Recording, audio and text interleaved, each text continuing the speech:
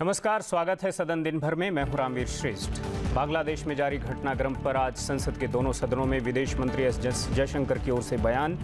इसके अलावा लोकसभा में वित्त विधेयक और राज्यसभा में नवीन और नवीकरणीय ऊर्जा मंत्रालय के कामकाज पर हुई चर्चा। अगले आधा घंटे में देखेंगे दोनों सदनों में आज और क्या कुछ खास रहा, लेकिन सबसे पहले नजर सुर्खियों पर।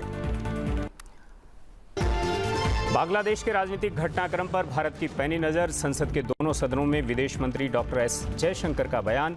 अल्पसंख्यक समुदाय की सुरक्षा को लेकर चिंता, कहा राजनयिक मिशन के लिए जरिए 19,000 भारतीय नागरिकों से बराबर संपर्क। लोकसभा में वित्त विधेयक 2024 पर चर्चा। सत्ता पक्ष ने कहा सरकार आत्मनिर्भर और विकसित भारत बनाने के लिए कर रही है काम। एंजल टैक्स खत्म करने से रोजगार और स्टार्टअप्स को मिलेगा बढ़ावा। विपक्ष ने लगाया गरीबों पर बोझ बढ़ाने और अमीरों को राहत देने का आरोप। राज्यसभा में नवीन और नवीकरणीय ऊर्जा मंत्रालय के कामकाज पर चर्चा का मंत्री प्रहलाद जोशी ने दिया जवाब। कहा 2030 तक नवीकरणीय ऊर्जा स्रोतों से 500 गीगावाट बिजली बनाने का लक्ष्य हासिल करने की उम्मीद। विपक्ष ने की प्रधानमंत्री सूर्य घर योजना की सब्सिडी बढ़ाने की मांग।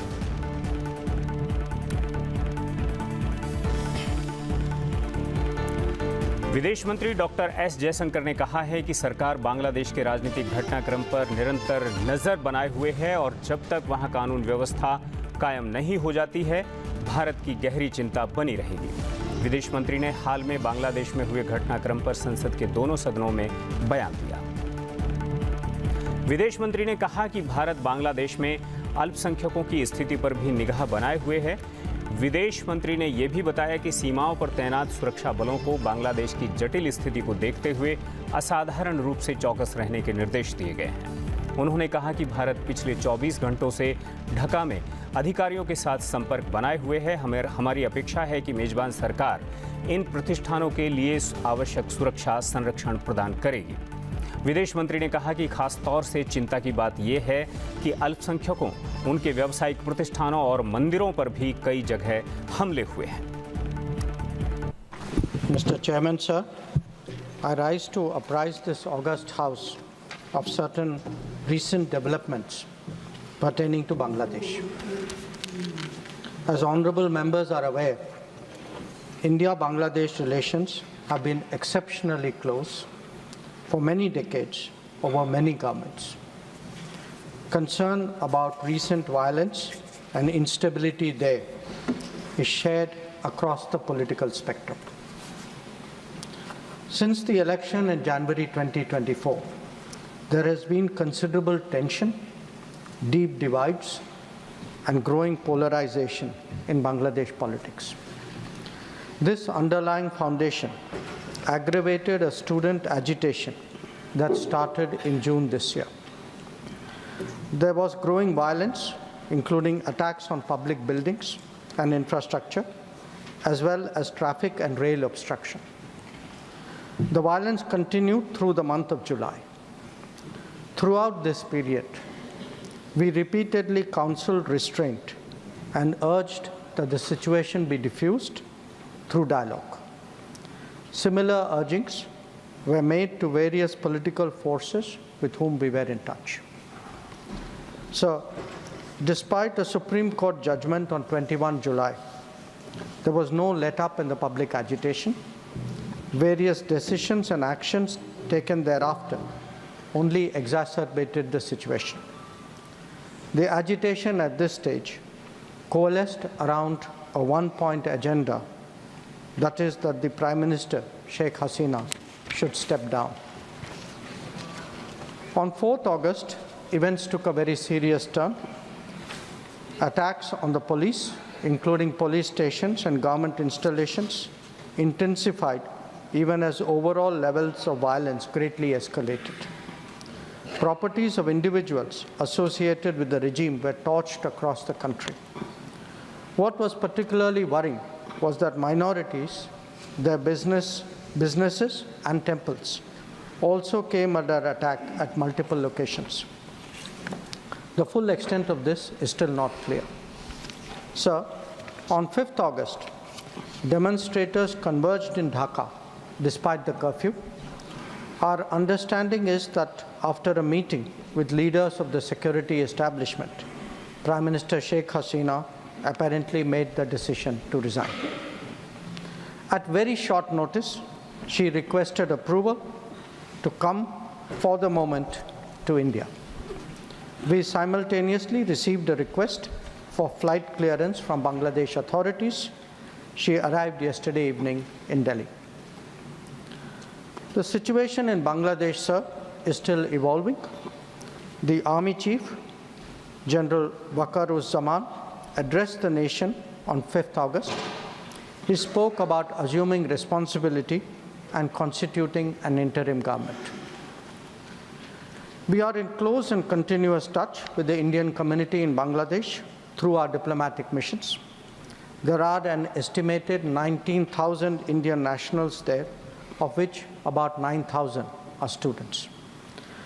The bulk of the students, however, have already returned to India in the month of July on the advice of the High Commission.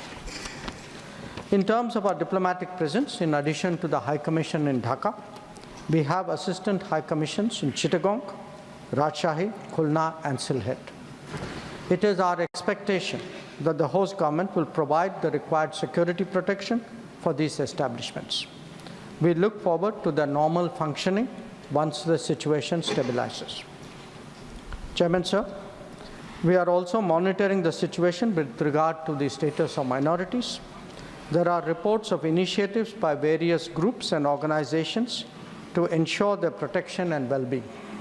We welcome that, but will naturally remain deeply concerned till law and order is visibly restored. Our border guarding forces have also been instructed to be exceptionally alert in view of this complex situation.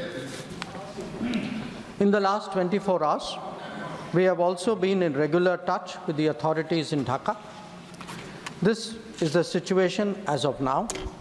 I seek the understanding and support of the House in regard to sensitive issues regarding an important neighbor on which there has always been strong national consensus. और सदन दिन भर में खबरें फिलहाल लोकसभा से।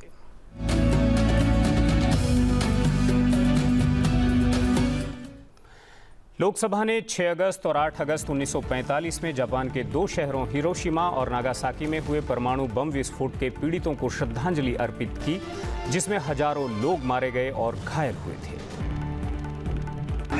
माननीय सदस्यगण, आज से 79 वर्ष पूर्व दिनांक 6 अगस्त और 9 अगस्त 1945 को क्रमशः हिरोशिमा और नागासाकी शहरों पर परमाणु बम गिराए गए थे, जिसके परिणाम स्वरूप हजारों व्यक्तियों की मृत्यु हो गई थी तथा लाखों लोग घायल हुए थे या जीवन भर के लिए अपंग हो गए थे। इस घटना ने पहली बार मानवता का परमाणु बम की विवशता से परिचय कराया था। इस घटना के इतने वर्षों बाद भी हिरोशिमा और नागासाकी के निवासी परमाणु विकिरण के खतरनाक दुष्प्रभावों को झेल रहे हैं। आज अवसर है कि हम विश्व को सामूहिक विनाश के हथियारों से मुक्त बनाने की अपनी प्रतिबद्धता को पुनः दोहराएं। ये सभा परमाणु हथियारों को समाप्त करने और वैश्विक शांति, सद्भावना और मैत्री की भावना के प्रसार के लिए सामूहिक रूप से संकल्प लेती है। अब ये सभा जापान में परमाणु बम गिराए जाने से पीड़ित व्यक्तियों की स्मृति में कुछ देर मौन रहेगी।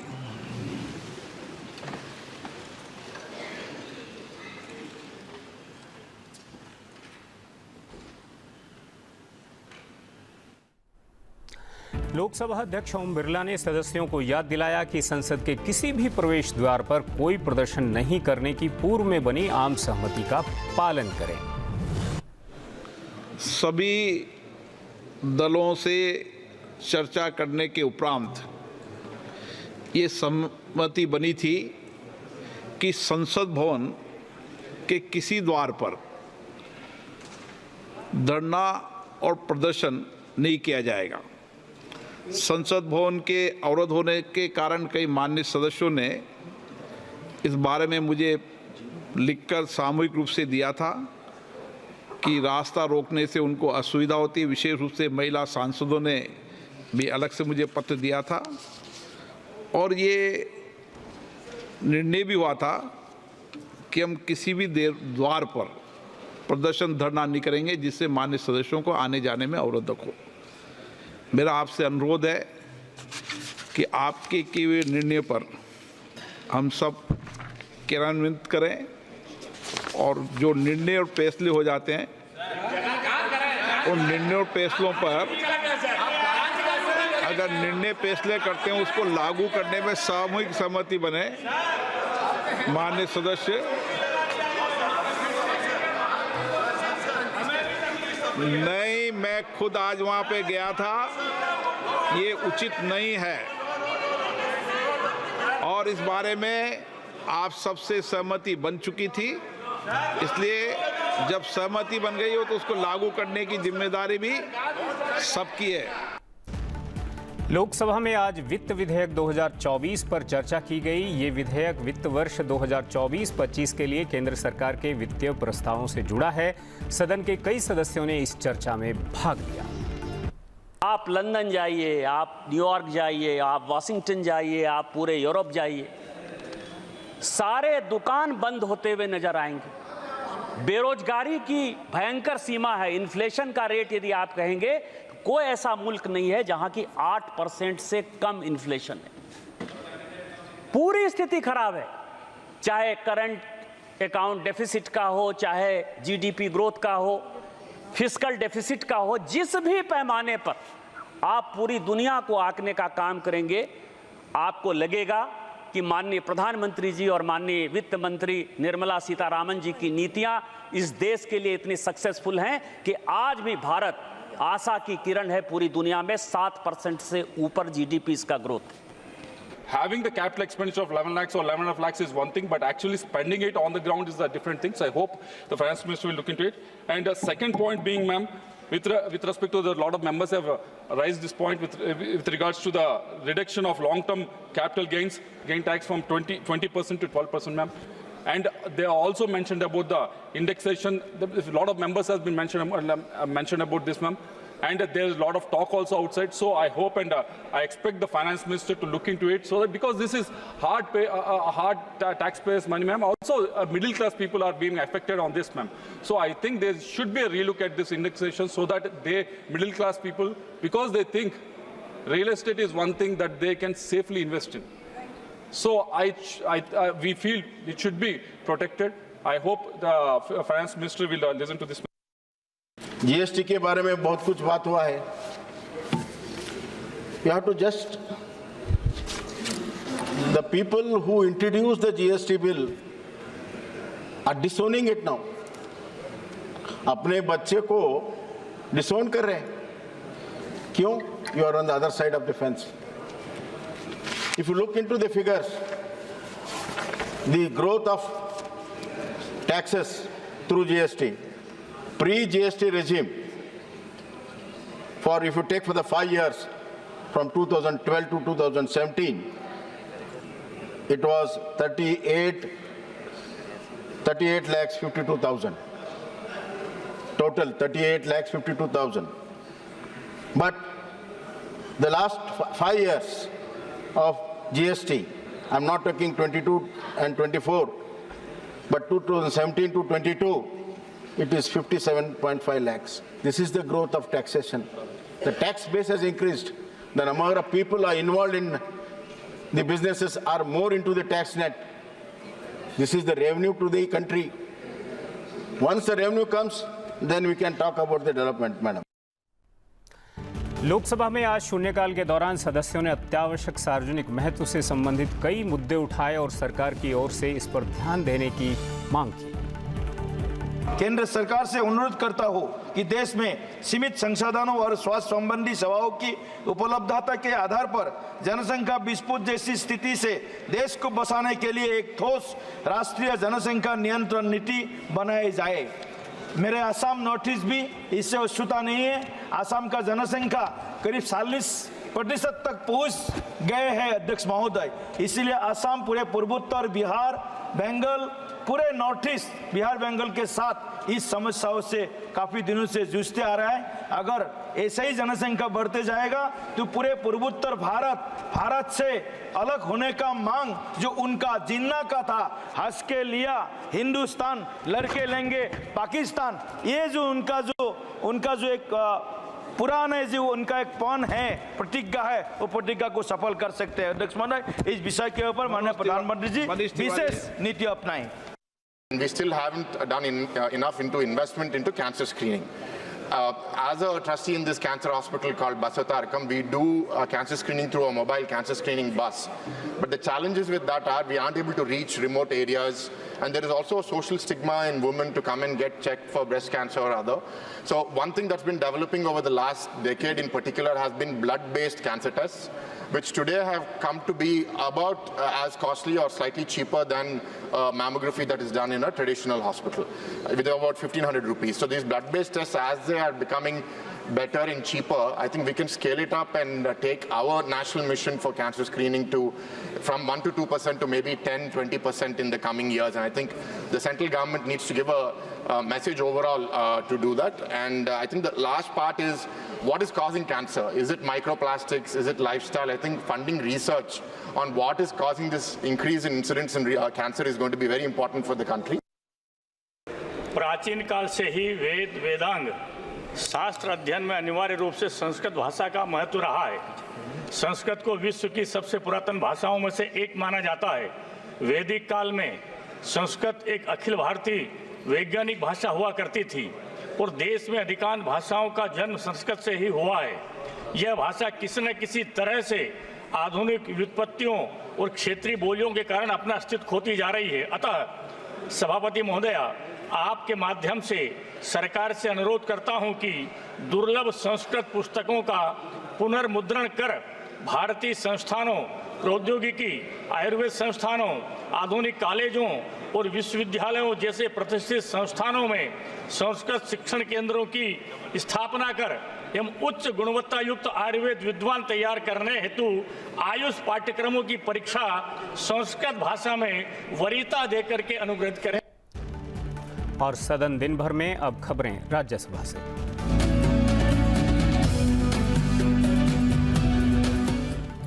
राज्यसभा में आज नवीन और नवीकरणीय ऊर्जा मंत्रालय के कार्यकरण पर चर्चा हुई। विभिन्न दलों के सदस्यों ने इसमें हिस्सा लेते हुए अपने विचार और सुझाव रखे।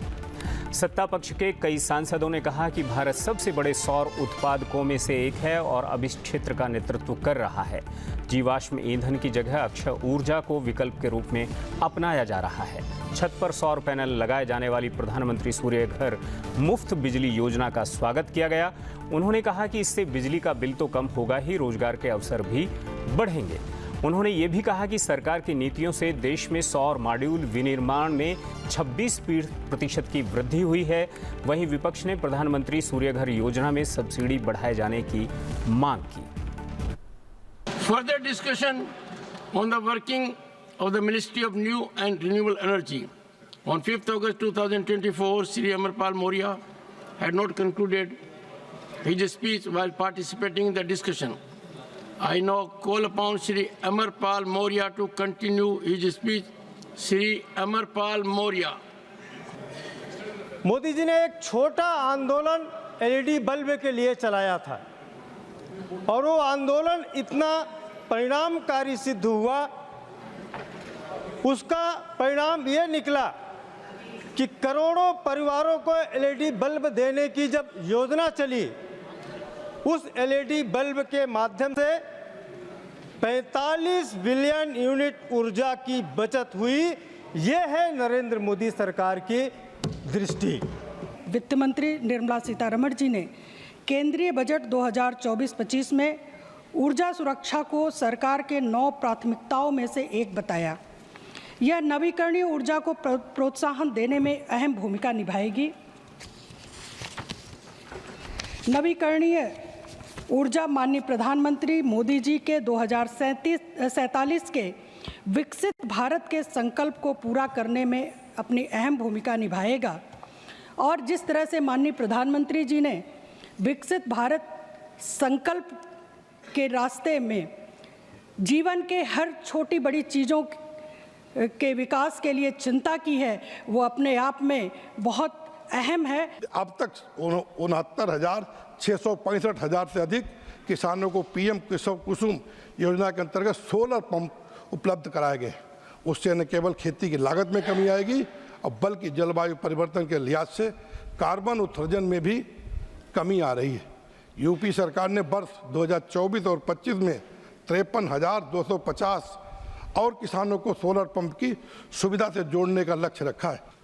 भारत की नॉन फॉसिल फ्यूल पिछले 10 सालों में 396% बढ़ी है तथा ये 203.19 गीगावाट है, जो भारत की पूरी कैपेसिटी का 45.5% है।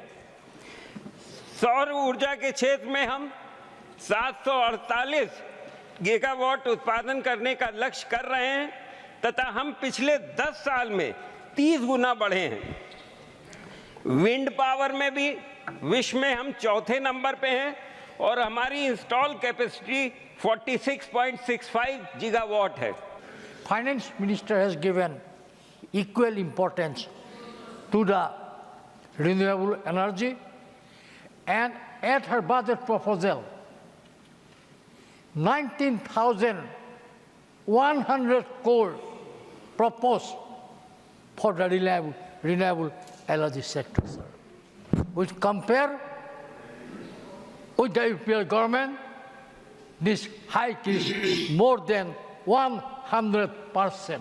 जो नवीनीकरण ऊर्जा परियोजनाओं के लिए भूमि पार्सल की मुकदमेबाजी मुक्त खरीद सुनिश्चित करने और निष्पादन में तेजी लाने में एक लंबा रास्ता तय करेगा। माननीय अध्यक्ष जी, कुल मिलाकर यह बजट देश और दुनिया को आश्वस्त करता है कि भारत के शुद्ध, शून्य और ऊर्जा सुरक्षा लक्ष्यों को प्राप्त करने के लिए एक महत्वपूर्ण उपकरण के रूप में नवीनीकरण में ऊर्जा क्षेत्र पर भारत निरंतर जोर दे रहा है। नवीन और नवीकरणीय ऊर्जा मंत्री प्रहलाद जोशी ने चर्चा का जवाब देते हुए भरोसा जताया कि केंद्र और राज्यों के सहयोग से वर्ष 2030 तक नवीकरणीय ऊर्जा स्रोतों से 500 गीगावाट बिजली बनाने का लक्ष्य पूरा होगा। उन्होंने कहा कि साल 2014 में नवीकरणीय ऊर्जा स्रोतों से 70 गीगावाट बिजली बनाई जाती थी, जो अब 203 गीगावाट तक पहुंच गई है। उन्होंने ये भी कहा कि सरकार की नीतियों से इस क्षेत्र में निवेश लगातार बढ़ रहा है और सरकार के आवंटन में भी बढ़ोतरी हुई है। नवीकरणीय ऊर्जा क्षेत्र में सरकार ने ऑटोमेटिक रूट से निवेश की अनुमति दी है। नवीकरणीय ऊर्जा क्षमता में पिछले 10 सालों में 165% की बढ़ोतरी हुई है। सबके लिए गर्व की बात है, India is the 4th position globally in renewable energy installed capacity. We are the 4th rank in the world today, sir.